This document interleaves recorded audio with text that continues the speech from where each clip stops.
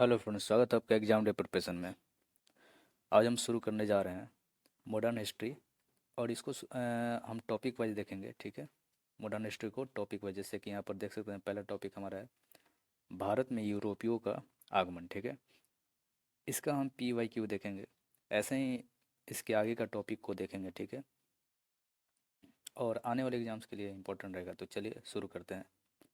तो हमारा पहला क्वेश्चन है कि औपनिवेशिक शासन की स्थापना निम्न में से सबसे पहले कहाँ पर हुई थी। तो सबसे पहले कहाँ पे हुआ था? तो बंगाल में हुआ था। कहाँ पे? बंगाल में। आइए इसके बारे में देखते हैं। तो औपनिवेशिक शासन सर्वप्रथम बंगाल में स्थापित किया गया था। बंगाल प्रांत में सर्वप्रथम ग्रामीण समाज को पुनर्व्यवस्थित करने और भूमि संबंधी अधिकारों की नई व्यवस्था को लागू करने तथा नई राजस्व प्रणाली स्थापित करने के लिए यह प्रयत्न किया गया था। नेक्स्ट है हमारा कि बंगाल का पहला अंग्रेजी कारखाना 1651 में किस नदी के तट पर स्थापित किया गया था। तो हुगली नदी के तट पर स्थापित किया गया था बंगाल में पहला कारखाना, बंगाल में, ठीक है। 1651 में किया गया था। आइए देखते हैं इसके बारे में। तो बंगाल में अंग्रेजों को सर्वप्रथम व्यापारिक छूट वर्ष 1651 में प्राप्त हुई थी, जब बंगाल के सूबेदार शाह शुजा, जो कि शाहजहाँ का दूसरा बेटा था, उसने एक फरमान जारी किया। कंपनी को 3000 रुपये प्रति वर्ष कर के बदले बंगाल, बिहार और उड़ीसा में व्यापार करने का विशेषाधिकार प्रदान किया था, ठीक है। शाह शुजा की अनुमति से बंगाल में पहला अंग्रेजी कारखाना, जो कि 1651 ईस्वी में हुगली नदी के तट पर स्थापित किया गया था, तथा अंग्रेजी अधिकारी ब्रिजमैन को इस कारखाने का प्रधान नियुक्त किया गया था। किसको? तो ब्रिजमैन को। इसको ध्यान रखेंगे। नेक्स्ट है हमारा कि भारत के पूर्वी तट पर स्थित इनमें से किस स्थान पर अंग्रेजों ने 1611 में अपना पहला कारखाना खोला था। तो पहला कारखाना कहाँ पर खोला था? तो मसूलीपट्टनम में खोला था, ठीक है, 1611 में।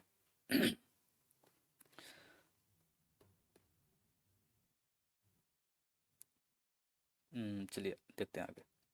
भारत के लिए समुद्री मार्ग की खोज किसने की थी? तो किसने किया था? तो वास्को डिगामा ने किया था। भारत के लिए समुद्री मार्ग की खोज। और क्रिस्टोफर कोलंबस, जो कि अमेरिका का खोज किया था, अमेरिका का खोज किया था, ठीक है। और हम इसमें जो एक्सप्लेनेशन दिया हुआ है, जो इम्पोर्टेंट होगा उसको हम देखेंगे, ठीक है। तो नेक्स्ट है हमारा, इसको देख लेते हैं कि वास्को डी गामा जो था पुर्तगाली नाविक था, ठीक है। वह अब्दुल मनिक नामक गुजराती पथ प्रदर्शन की सहायता से, मतलब कि अब्दुल मनिक जो था वह एक गुजराती था, जो कि वास्को डी गामा को रास्ता दिखलाया था भारत के लिए, ठीक है। कालीकट के प्रसिद्ध बंदरगाह कप्पक डाबू नामक स्थान पर 17 मई 1498 को पहुंचा, ठीक है। यहाँ का जो स्थानीय राजा था, कौन? जमोरिन था। उसने वास्को डी गामा का स्वागत किया था। नेक्स्ट आगे देखते हैं कि 1704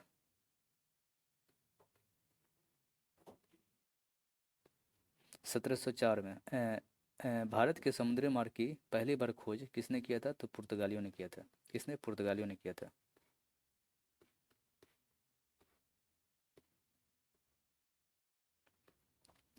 भारत के समुद्री मार्ग की पहली बार खोज पुर्तगाली निवासी वास्को डी गामा ने 20 मई 1498 को की थी। अमेरिका के समुद्री मार्ग की खोज कोलंबस ने 1492 में किया था। इसको ध्यान रखेंगे कि कोलंबस ने अमेरिका खोज कब किया था? 1492 में। और वास्को डी गामा, वहाँ पर लिखा हुआ था 17 मई 1498। तो और पहली बार खोज पुर्तगाल निवासी वास्को डी गामा ने भारत की कब किया था? तो 20 मई 1498 को। तो ये एक्यूरेट है, ठीक है। इसको मानेंगे हम 20 मई 1498 में। कहीं कहीं दिया रहता है 17 मई 1498, ठीक है। नेक्स्ट है हमारा कि गोवा को पुर्तगाल से स्वतंत्र किस वर्ष प्राप्त हुआ था। तो गोवा को पुर्तगाल से स्वतंत्रता 1961 में प्राप्त हुआ था। तो आइए इसके बारे में देखते हैं, ये थोड़ा इम्पोर्टेंट है ये। तो 15 अगस्त 1955 ईस्वी को गोवा को पुर्तगाली शासक से मुक्त कराने के लिए 3000 सत्याग्रहियों ने अहिंसक आंदोलन शुरू किया और जनता ने जनमत संग्रह की मांग की थी, ठीक है। परंतु पुर्तगाली सेनाओं ने निहत्थे जनता पर गोली चलाकर भारत सरकार को मजबूर किया हस्तक्षेप करने के लिए इसमें। इसके परिणामस्वरूप क्या हुआ कि भारतीय सेना ने गोवा में ऑपरेशन विजय चलाकर 19 दिसंबर 1961 को पुर्तगालियों से गोवा दमन दीव को मुक्त करा लिया। बाद में तीनों को सम्मिलित करके केंद्र शासित प्रदेश बनाया और 30 मई 1987 को गोवा को भारत का 25वां प्रांत बनाया, ठीक है। इसको ध्यान रखें, 30 मई 1987 को गोवा भारत का 25वां क्या हुआ, प्रांत बना। नेक्स्ट है हमारा कि पुर्तगालियों द्वारा गोवा पर कब्जा कब किया गया था। तो पुर्तगालियों द्वारा गोवा पर कब्जा कब किया गया था, तो 1510 ईस्वी में किया गया था। इसके बारे में देखते हैं। तो भारत में पुर्तगालियों द्वारा गोवा पर कब्जा 1510 ईस्वी में किया गया था। पुर्तगाली वायसराय जो था अल्फांसो दी अल्बुकर्क ने 1510 ईस्वी में बीजापुर का जो सुल्तान था यूसुफ आदिल शाह, उसको हराकर क्या किया था, गोवा पर कब्जा कर लिया था। नेक्स्ट देखेंगे, इनमें से कौन सा खोजकर्ता भारत आना चाहता था किंतु इसके बजाय अमेरिका के तट पर पहुंच गया था। तो क्रिस्टोफर कोलंबस। क्रिस्टोफर कोलंबस जो है वो भारत आना चाह रहा था, लेकिन वो गलती से कहाँ पहुंच गया, तो अमेरिका पहुंच गया। क्रिस्टोफर कोलंबस जो था स्पेन का नाविक था। कहाँ का, स्पेन का नाविक था और स्पेन का ही रहने वाला था, जिसने भारत के समुद्री मार्ग खोजने के बजाय अटलांटिक महासागर में वो भटक गया था और भ्रमित होकर अमेरिका की तरफ पहुंच गया। कोलंबस को लगा कि अमेरिका ही भारत है, इसी कारण वहाँ के मूल निवासियों को रेड इंडियन के नाम से भी जाने जाने लगा। नेक्स्ट है हमारा कि ईस्ट इंडिया कंपनी ने भारत के किस शहर में अपना पहला व्यापारिक केंद्र स्थापित किया था। तो सूरत में पहला अपना व्यापारिक केंद्र स्थापित किया था। आइए देखते हैं इसके बारे में। 31 दिसंबर 1600 ईस्वी को इंग्लैंड की महारानी एलिजाबेथ प्रथम ने कंपनी को 15 वर्षों के लिए पूर्वी देशों के साथ व्यापार का एकाधिकार प्रदान किया। भारत में व्यापारिक फैक्ट्री स्थापित करने का प्रथम प्रयास किसने किया था, तो कैप्टन हॉकिंस ने किया था। कैप्टन हॉकिंस जो था ये जहांगीर के कोर्ट में आया था, जहांगीर के दरबार में आया था अपना फरमान लेकर, ठीक है। तो फिर क्या हुआ था ये देखते हैं इसको।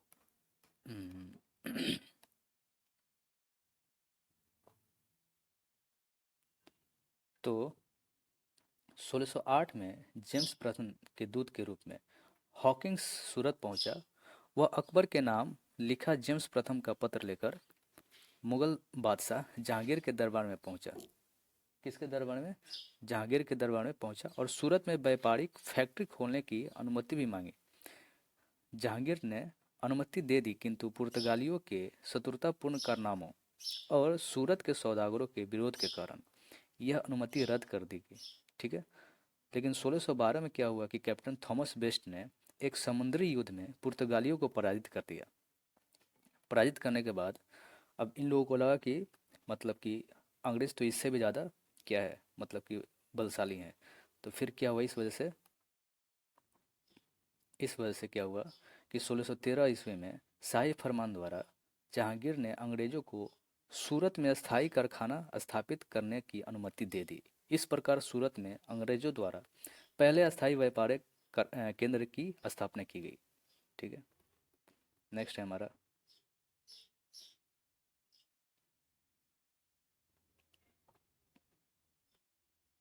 डैश में इंग्लैंड की रानी को भारत की महारानी घोषित किया गया था। तो कब, 1877 में। 1877 में क्या हुआ था कि इंग्लैंड की रानी जो थी भारत की महारानी घोषित किया गया। इनका पूरा नाम था महारानी विक्टोरिया। इन्हीं के नाम पर भारत के कोलकाता में विक्टोरिया मेमोरियल भवन का निर्माण किया गया है। नेक्स्ट है हमारा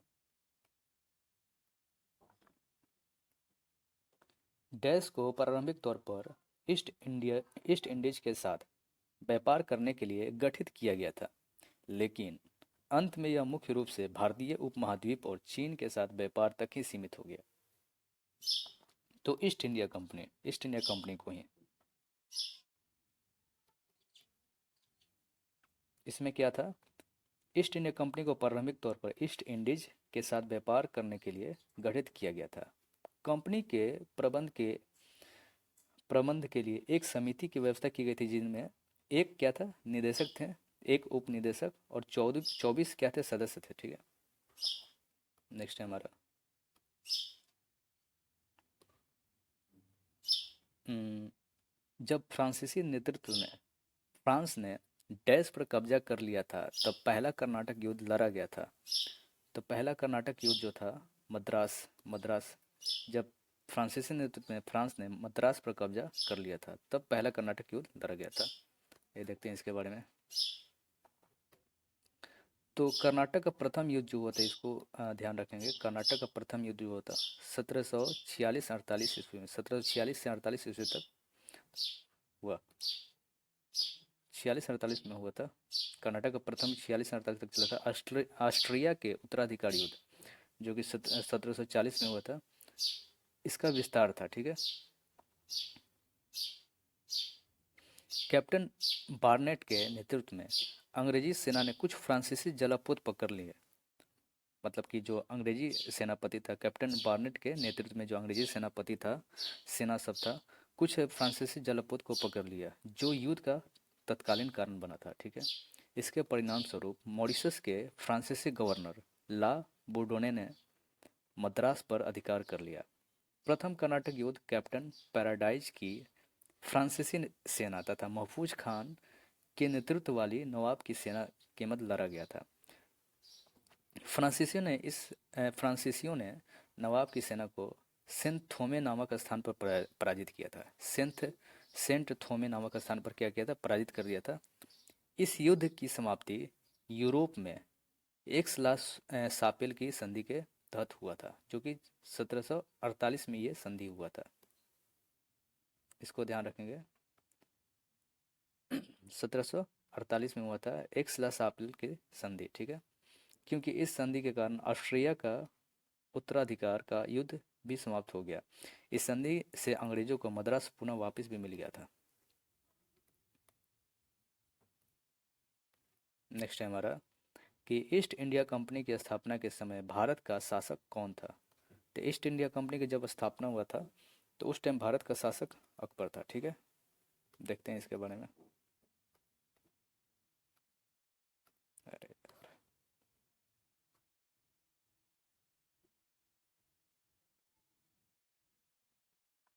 तो अंग्रेजों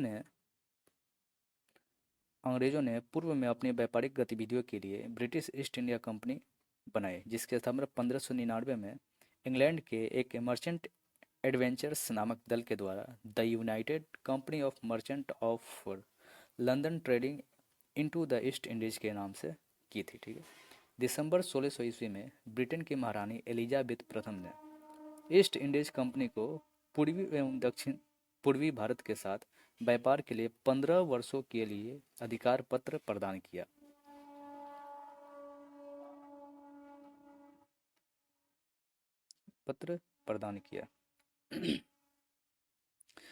उस समय भारत का शासक कौन था, तो मुगल सम्राट अकबर था, जिसका शासनकाल 1556 से 1605 तक था। अकबर का शासनकाल कब से कब तक था, 1556 से 1605 तक था। नेक्स्ट है हमारा, भारत में फोर्ट विलियम डैश नदी के किनारे स्थित है।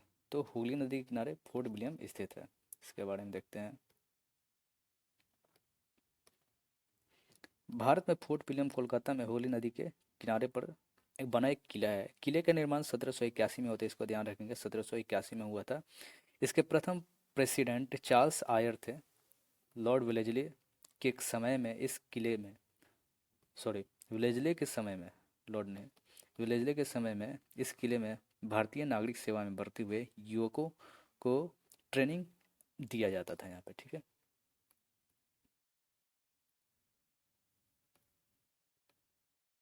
नेक्स्ट है हमारा, 1505 में भारत के पहले पुर्तगाली वायसराय द्वारा किस किले का निर्माण किया गया था, तो Saint Angelo Fort Saint Angelo Fort का निर्माण किया गया था पुर्तगाली वायसराय के द्वारा।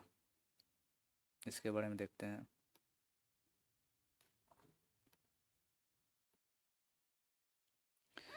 हाँ, तो सेंट एंजेलो फोर्ट केरल के कन्नूर नगर में स्थित है। इसका निर्माण 1505 ईस्वी में प्रथम पुर्तगाली वायसराय फ्रांसिस्को डी अल्मीडा के द्वारा किया गया था। पुर्तगालियों के बाद इस पर डचों का नियंत्रण हो गया।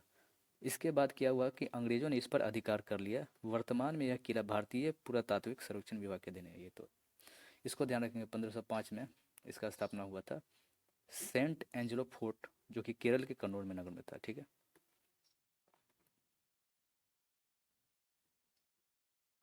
नेक्स्ट है हमारा कि भारत में अपने नियंत्रण को बढ़ाने हेतु ब्रिटिश और भारतीयों के बीच कई युद्ध लड़े गए थे, परंतु निम्नलिखित में से युद्ध जो उनमें शामिल नहीं था कौन सा? तो एंग्लो मराठा युद्ध लड़ा गया था, एंग्लो सिख युद्ध लड़ा गया था, एंग्लो मैसूर युद्ध लड़ा गया था, लेकिन एंग्लो बंगला युद्ध नहीं लड़ा गया था। जो यहाँ पर देख सकते हैं कि एंग्लो मराठा जो युद्ध हुआ था, पहला युद्ध हुआ था 1700, एंग्लो मराठा युद्ध पहले हुआ था 1775 से लेकर 1782 तक हुआ था। दूसरा एंग्लो मराठा युद्ध हुआ था 1803 से लेकर 1805 तक हुआ था। ठीक है। और तीसरा एंग्लो युद्ध हुआ था 1817 से, एंग्लो मराठा युद्ध के बारे में बात हुआ 1817 से लेकर 1818 तक हुआ था। यहाँ पर 3 एंग्लो मराठा युद्ध हुआ था। ठीक है। और एंग्लो सिख युद्ध की बात करें तो एंग्लो सिख वार जो हुआ था, पहला हुआ था 1845 में हुआ था, और दूसरा हुआ था 1849 में हुआ था। ठीक है। मैसूर युद्ध की बात करें तो मैसूर युद्ध चला था, एंग्लो मैसूर युद्ध 1767 से लेकर 1769, 1769, और सेकंड जो हुआ था 1784। ठीक है। नेक्स्ट देखते हैं।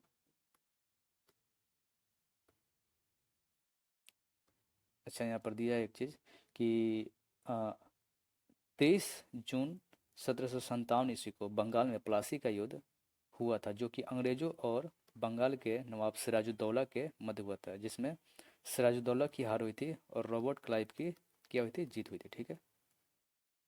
नेक्स्ट है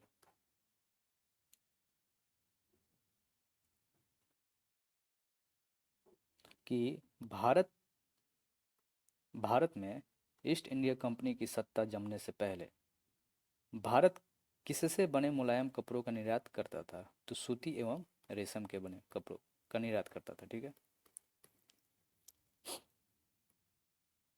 नेक्स्ट है हमारा,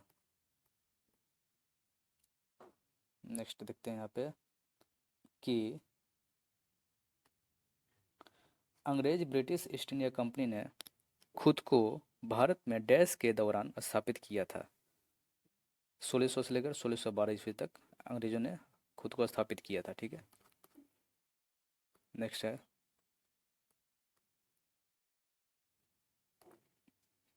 अंग्रेजी ईस्ट इंडिया कंपनी को डैश नाम से भी जाना जाता है, तो जॉन कंपनी के नाम से भी जाना जाता है। किसको? अंग्रेजी ईस्ट इंडिया कंपनी को जॉन कंपनी के नाम से भी जाना जाता है। नेक्स्ट है हमारा कि निम्नलिखित में से किस आंदोलन ने गोवा में पुर्तगाली राज को समाप्त करने में महत्वपूर्ण भूमिका निभाई थी? तो गोवा मुक्ति आंदोलन है। गोवा गोवा मुक्ति आंदोलन है। गोवा मुक्ति आंदोलन है। नेक्स्ट है हमारा कि 1600 ईस्वी में भारत में व्यापार चाकियों की स्थापना करने के लिए डैश ने ईस्ट इंडिया कंपनी को अधिकार दिया था। किसने दिया था? तो महारानी एलिजाबेथ प्रथम ने दिया था। नेक्स्ट है वास्को डी गामा भारत कब आया था? तो ये तो सभी को पता होगा, 1498 में आया था वास्को डी गामा भारत। किसकी सहायता से आया था?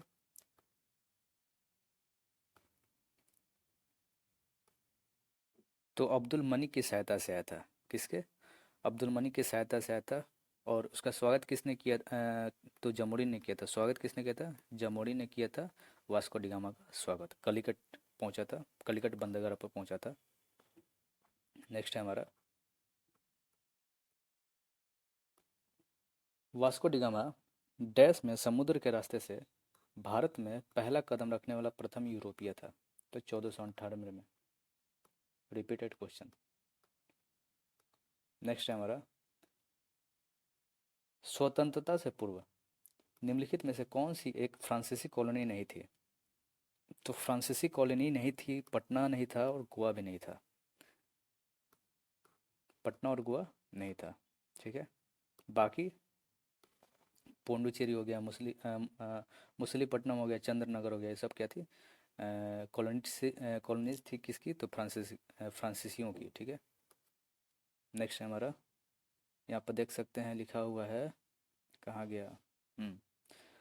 तो विकल्पों में गोवा पटना दोनों में से किसी भी जगह पर फ्रांसीसियों की कॉलोनी नहीं थी। ठीक है। फलस्वरूप दो विकल्प सही थे। अच्छा, इसको मैं बाहर कर दिया था। ठीक है। नेक्स्ट है हमारा कि पुर्तगाली व्यापारी गोवा की भूमि पर पहली बार किस सदी में आए थे? पुर्तगाली व्यापारी जो थे गोवा में 16वीं सदी में आया था।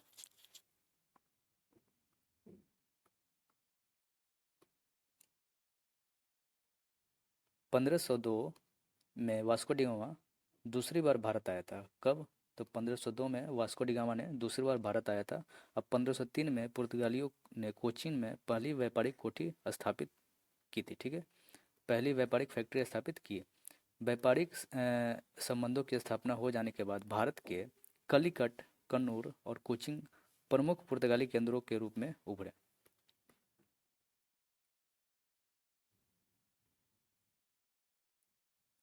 1510 में क्या हुआ कि पुर्तगाली गवर्नर अल्बुकर्क ने बीजापुर के आदिल शाह सुल्तान से गोवा जीत लिया।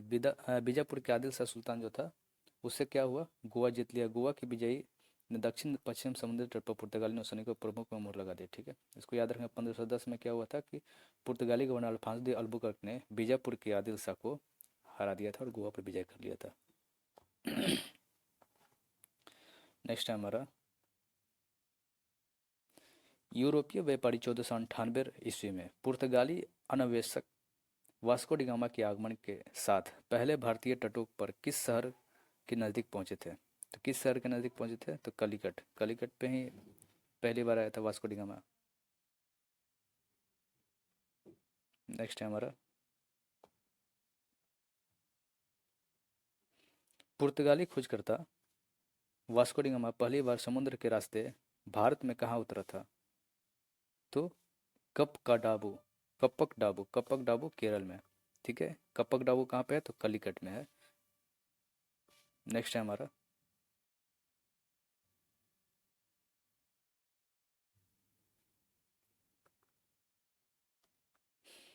पुर्तगालियों द्वारा 1662 ईस्वी में इंग्लैंड के राजा चार्ल्स द्वितीय चार्ल्स द्वितीय को पुर्तगाल के राजा की बहन से शादी करने पर दहेज के रूप में किस भारतीय शहर को उपहार में दिया गया था?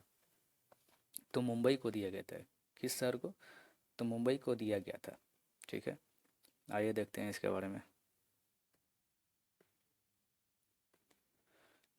मुंबई 7 द्वीपों का एक समूह था जिससे 1534 में पुर्तगालियों ने गुजरात के बहादुर शाह से छीना था। 1534 में पुर्तगालियों ने छीन लिया था। ठीक है। पुर्तगालियों ने वर्ष 1661 में इंग्लैंड के राजा चार्ल्स द्वितीय तथा पुर्तगाली राजकुमारी कैथरीन डी ब्रागांजा के विवाह के अवसर पर दहेज के रूप में किसको दिया था? तो मुंबई को दिया था। चार्ल्स द्वितीय को भेंट कर दिया था। नेक्स्ट है हमारा कि भारत में अंग्रेजों द्वारा निर्मित पहला किला कौन सा था? तो फोर्ट सेंट जॉर्ज था। फोर्ट सेंट जॉर्ज था। ठीक है। जो कि 1640 में स्थापित किया गया था। जैसे कि देख सकते हैं कि भारत में अंग्रेजों द्वारा निर्मित पहला किला फोर्ट सेंट था।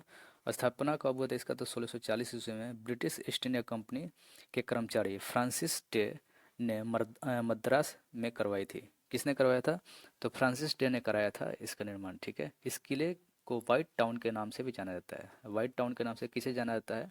तो फोर्ट सेंट जॉर्ज को जाना जाता है। ठीक है। इस किले को। नेक्स्ट है हमारा Cape of Good Hope. Cape of Good Hope कहाँ पर स्थित है? तो ये दक्षिण अफ्रीका में स्थित है। कहाँ पे? दक्षिण अफ्रीका में।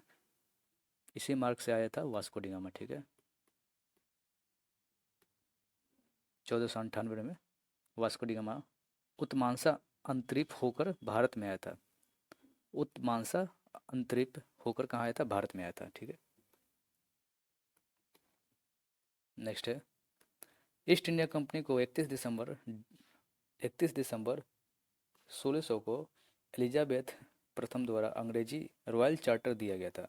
31 दिसंबर 1600 ईस्वी को एलिजाबेथ द्वारा अंग्रेजी रॉयल चार्टर दिया गया था, ठीक है। नेक्स्ट है और ये जो चार्टर था अंग्रेजों व्यापारी को 15 वर्षों के लिए पूर्वी देशों के साथ व्यापार करने की एकाधिकार प्रदान किया। कंपनी का गठन मसाले के व्यापार के लिए किया गया था। किस लिए? तो मसाले के व्यापार के लिए, ठीक है। नेक्स्ट है अरे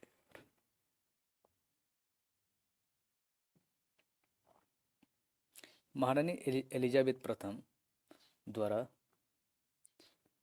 हस्ताक्षरित एक चार्टर के माध्यम से ईस्ट इंडिया कंपनी का गठन डैश में हुआ था। तो 1600 ईस्वी में हुआ था, अभी देखें हम लोग। नेक्स्ट है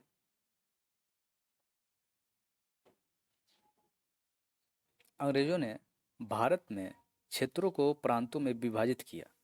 बंगाल, बॉम्बे, मद्रास, जिन्हें डैश कहा जाता है, जिन्हें क्या कहा जाता है? तो प्रेसिडेंसी कहा जाता है। प्रेसिडेंसी कहा जाता है। Bengal presidency, Bombay presidency, Madras presidency, ऐसे कहा जाता था।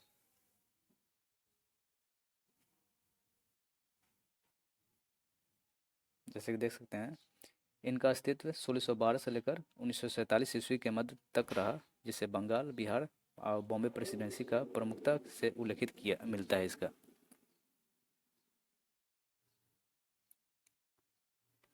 भारत में पहले ब्रिटिश प्रेसिडेंसी की स्थापना कहाँ की गई थी? तो सूरत में की गई थी। कहाँ पे? सूरत में की गई थी।